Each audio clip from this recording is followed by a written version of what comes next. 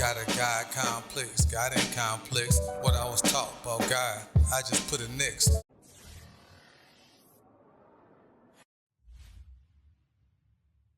The thing that happened at this church, right? So there was a point in time where it was a guy. I don't know, like I just say the book is a guy. I don't know if you who all aware is a guy named Robert Kiyosaki. You know, he wrote the book Rich Dad Poor Dad.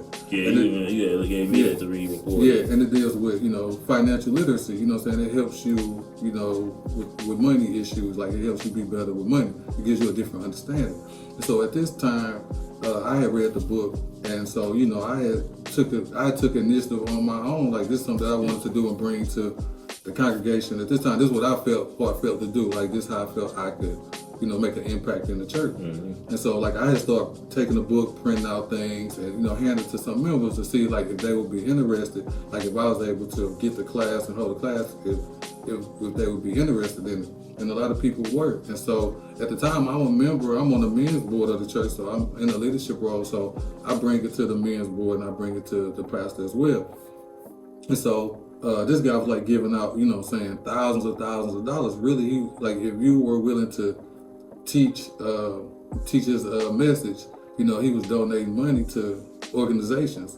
And like it went up to like some organizations he had gave out, I think like 120,000, to organizations, like long as you are in the community teaching the mission. Like, and I felt, I was really, enthusiastic about that. I was like, like this could help. And so, I go to the men's board, I go to the pastor, I give him the information. I was like, look, all I need is the EIN for the church, and I can send it out to see if we get approved for it. Mm-hmm. And so the pastor gets the information and reads it, He was like, I ain't never seen this before, or, I've never read this before. I took a few business courses or whatever, but I ain't never seen this. And I'm like, in my mind, I'm like, I know. This is why I'm bringing it, you know what I'm saying? And it goes to like what you were saying on the last video, like, how do you know that God ain't put people here to bring certain things? So why are you trying to hold people, or then why are you holding other people back from doing what God had put in them to do to actually benefit you at the time, benefit that person, but it was going to benefit you at the time. And like I say, this Gawd Complex getting people ways because now you thinking you God and you can't even see it. So like they never got back with me about the EIN number, about none of that. And like I said, it was another thing to open my eyes from the ignorance of, like you say, church culture and religion to a certain degree, because like I just think, okay, it ain't about this. It's like you putting God and you putting religion on certain things, but you're acting like the world with the guise of religion on top of that. Mm-hmm. And that's the thing that we this is one of the biggest stumbling blocks of the church is exactly what Mike was saying. Like if you saying that God is not a traditional God, you heard it. We've been in them sermons where the message was preached that God is out of the box. Right. Now, when out the box walk up and knock on your door, are you gonna receive it? Mm-hmm. Are you gonna be aware? Like, okay, this was up because it's always been said like you have to be ready. Expecting. We're gonna use those words on it. Expecting. So, what were you expecting? You didn't trust your God. Mm-hmm. Now, see, because the thing about it, you could play God or play church, but when people come in, such as ourselves, really seeking because we didn't have no reason to be playing. We was already good. So we come in really trying to find, we've been on teams and sports and everything and all kind of stuff. So we know how to play our part. Right. And that's basically what we did. So now when we play it so good to the point that God is answering prayers through us because we willing, now you gonna have to ask yourself. You look in the mirror and you watch the blessing breeze by that you so badly wanted, and then you have to say, God, you might have to wait, man. That's why you don't play, because when things come that you ask for, if you're not ready, you might not have to be able to receive it for another 20-something years. Who got time to be wasting like that? Right. And see, that's the message in itself. Mm-hmm. When you get what you ask for, I hope that you're in position to receive it. Right. You can mess it up, fumble. You gonna mess it up. They say fumble it. Fumble the bag, like, man. Fumble, yeah. You fumble the bag. And like I said, I want people to understand, like, man, like I said, it's been years. I'm not angry about it. I'm just, relating No, what it's happened. not about anger. Yeah, I'm not angry. I don't, like I say, man, let the chips fall where they are. Like, this is what happened. Yeah. This is my experience. I'm not mad about it. But like I said, I am going to share this. So if it's people that's in that situation or people that get that, they can see it. Gotta have it. And like, and the message is listen to your gut, man. If it doesn't feel right, if it doesn't sit right with you, do what you need to do for you. Because like I said, we can witness, like, man, you really don't care. They don't care about, I'm not saying this all, but I'm just, this for the people that it could happen to. Like, if people don't care about your life, they have their own agenda, and they're putting, they're twisting up the Bible to fit how they want it to fit. They're twisting up church, they're twisting up religion for gain, you know what I'm saying? For their own situation, like you said. Yeah, whatever, not for personal yeah, gain. or like you say, they want to bring you, like you're fine, like I was saying on the last video, like, man, my life was fine, like, you know what I'm saying? That's what we saying, like, is because it really was. Yeah, God was in my life already. Like, I, like to say, just being, like just realizing, like say, getting a scholarship, getting a full ride scholarship to any college, only 1% of people do that. You know what I'm saying? Like say with basketball, like God was in there. Like, you know what I'm saying? I got the accolades. I got relationships. I got people that know me that God shined His light on my life with basketball. So then to go from that and then religion to where things are different. Like now, it's like everything gets reversed. Like that don't make sense. That just didn't make sense to me. And I'm the same person. I wasn't doing nothing no different than I've been doing my whole life. Yeah. Nothing different. And that's with that being said, man, that's what we're saying. Like, it was easy. Like I say, God in it because it requires some effort. Of course, you got to practice and stuff, but like things were flowing the way they should, and then, everybody, lots of people was benefiting from it. So you already know if you can be a service to the people, then you already know God in that. And like we said, man, like we wouldn't even be able to be in front of this camera expounding and talking about these things out of anger. Like, of course, we remember because the journey was. It was almost tornadic, man. It's like we went in, we whirled in, and we got flew spit back out, and then we came out. It's like we would get computer chips. We gathered information, and then we came out with it, and so we giving it to y'all. And this is what it is. And so a better word instead of like anger, resentment, all that, disappointed. That's the better word. Like you definitely disappointed. The better word for us to be disappointed because like you hear it your whole life, God, this church, this people that, like I said, I really hadn't heard any, just really wasn't really around church like that to hear about, to be like in that lifestyle. Like I said, because once you get in it, then you start hearing all the stuff about church and pastors and all that. Like I said, I wasn't even in that lifestyle, so I didn't even know what was going on in churches or about pastors or people. Some people don't use the word pastor, they use reverence. Some people, like I said, once you get in that life, you hear all these other things, these terms, and then even in the life is division within that, which makes no sense to me because if you all believe in one thing, what is the problem? Like the basis of what he came, he died and he rose. That's what people believe in. So how can you argue? Fundamentals of Christ. So how are you arguing? How is it division within something? You know what I'm saying? So then you get into that. So now I'm put into all this stuff that's been going on that I knew nothing about. So I experienced stuff that I had nothing to do with. Beyond what we were being fed and saw around us based off the way other, people that were older than us, that was, bringing us to the church. Like we was basically be just on the outskirts of the religion. Yeah. So. Yeah. Yeah. So like that's some of the things. Like I said, it's just about like just sharing with people. Like I say, man, I'm so beyond that now. Like I say, I have a whole nother understanding, living on a whole nother frequency by plane of.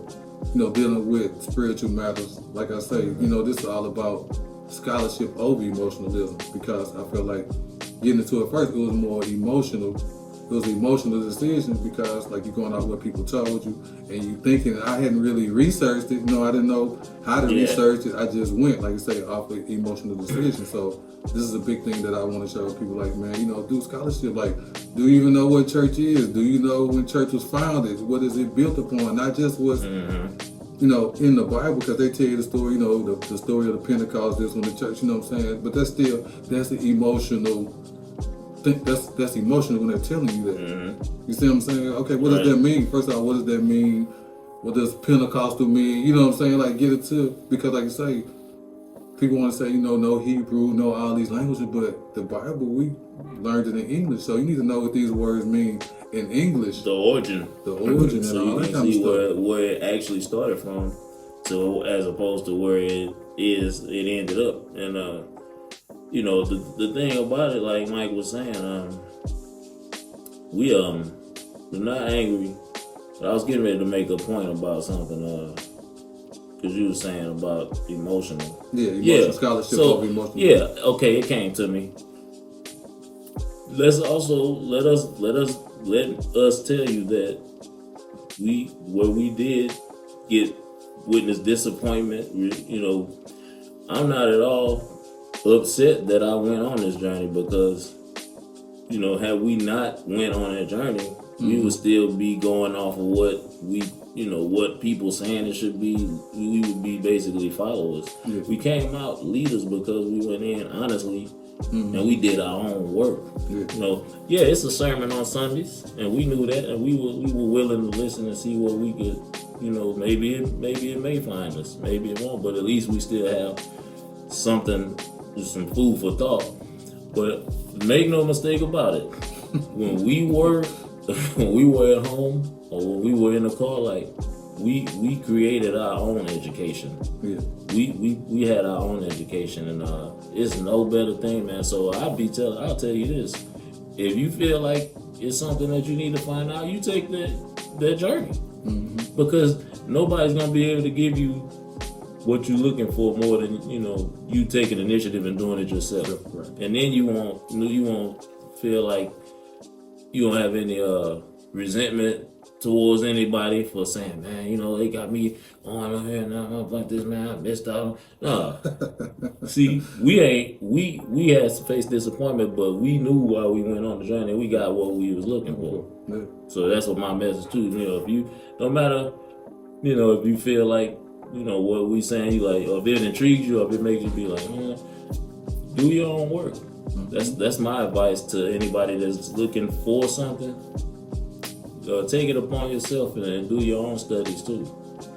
Yeah, that's what I mean. That's the great thing about it. Like I am happy about that, because like I say, so many times, like I say, people always want to try to use the Bible and use the word, as they say, against you, or try to box you in. Like there's no, you can try to use the Bible all you want to. Like I read that movie, he's read it, so we could go cover to cover. Yeah, we could talk about it. And like in the thing, like we was talking about in the last video, like we're all a body, and this not like I say, because I read, I can understand that just because you see something a certain way, don't mean that I'm gonna see it a certain way. And that's why the Bible says, "Come, let us reason together." Because it don't make it right or wrong. See what I'm saying? So you can take it and see it, but like I see it how I see it, because that's how I'm designed. That's how I'm built to see it that way. And we're supposed to be seeing it from each other. For edification. Common ground. Like, okay, we might not see it the same way, but that's the whole thing. And that's not always taught, or it's not always practiced, because I still remember. Of course not. I remember in it was a Bible study one time. It was like, and that's another thing too. People always like, it's just a difference, not to toot my own horn, but he understand. I remember going to Bible study, and it's always like, say, somebody always feel like they gotta feed you, right? They got an agenda and how they want to do it, and it's like you don't have room for like questions. You don't have room for nothing. You don't really have room for your own opinion. So if I'm not getting questions answered, or I'm not being able to voice my opinion, then I'm really not getting understanding. That means I'm not growing, because deep down, like something that I got a question about that I need an answer to, you're not presenting the opportunity for that to happen. Yeah. And that stagnates people. Where we had went to another church and we ain't even got to that yet. That's on down the road. But I will give a story. Yeah, we were members of 2 churches. Because it ties into this. When I held a class, a lot of times I wasn't even teaching in the class. I let the class teach itself. I had something I want to start, but when we start talking, it may be something that a class member had something to say, and then that's what we talked about. You know what I'm saying? And he was there. We shared. It's like I was the teacher, but I didn't dictate. Yeah. I didn't dictate the class. Well, that's the thing about it. when you have class, everybody should be able to learn, even the teacher. Because if you feel like you know everything, then you already got it wrong.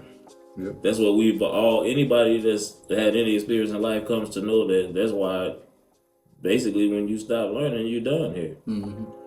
So it's about because like we said in the beginning, you never know who is in that class with you. Somebody could let something go and the light bulb could come on for the instructor.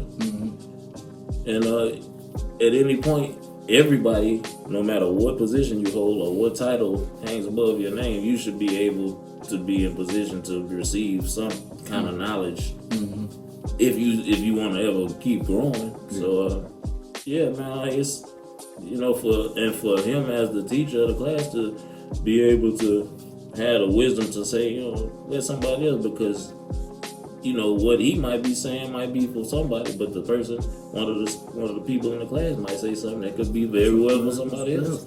It's the body. And that's what I learned. Like I say, that's what I learned from the disappointment in the other church. That's the wisdom that I learned, like not to be, a dictator.